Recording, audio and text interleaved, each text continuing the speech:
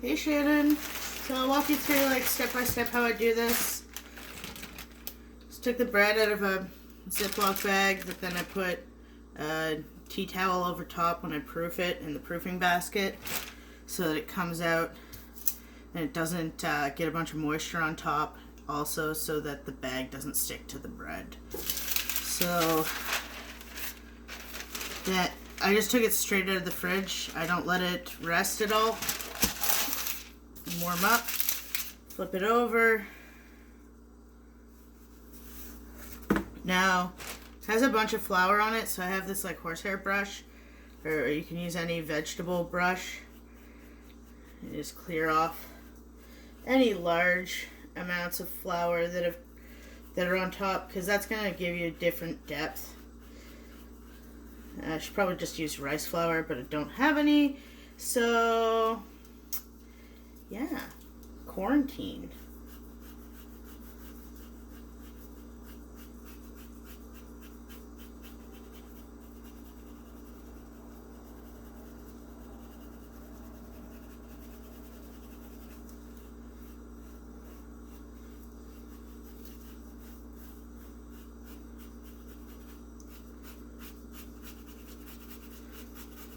If you don't do this, then when you go to score, if you already have your bread and you do it like you do normally in a bowl, that's great.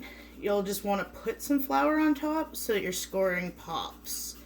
Otherwise, if you don't have flour on top, you don't see the scoring. Or it doesn't show up as nicely, so we're almost there.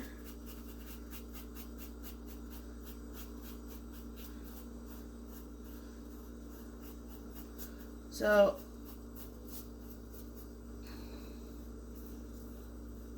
all this excess flour around the outside, I can just, it's a lot of excess flour. Whoa. So you usually just take it, making a mess, great. Sprinkle a little bit over the top, anywhere that kind of doesn't have any flour on it, give it a nice little rub. You want a light coating of flour, but nothing that's thick, because it will bake and burn and be all gross. So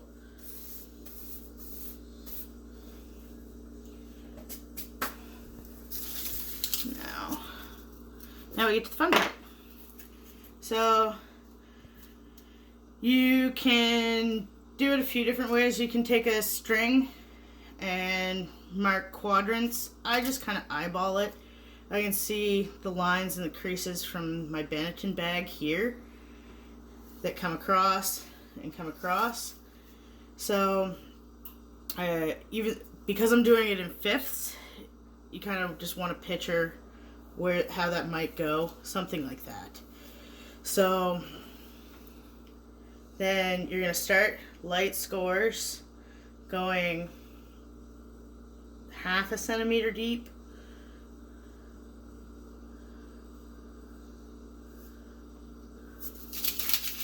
And rotate.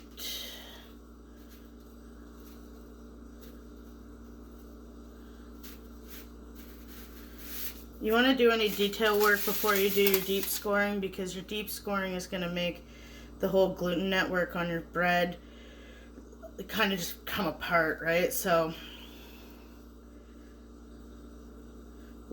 I always do this first.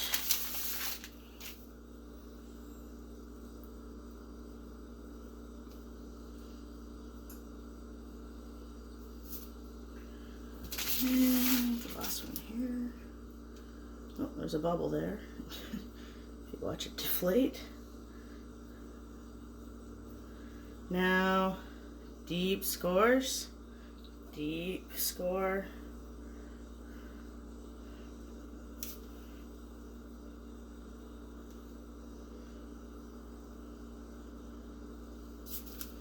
That's it. Make sure that the scoring, you can go over again if it's not deep enough.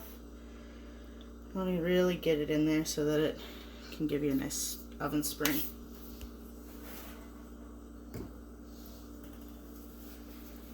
as you already know.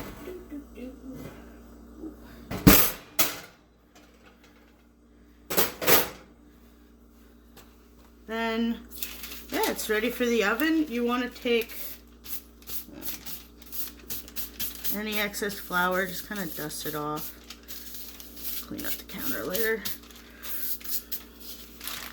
Take it, put it into your preheated cast iron skillet or cast iron pot.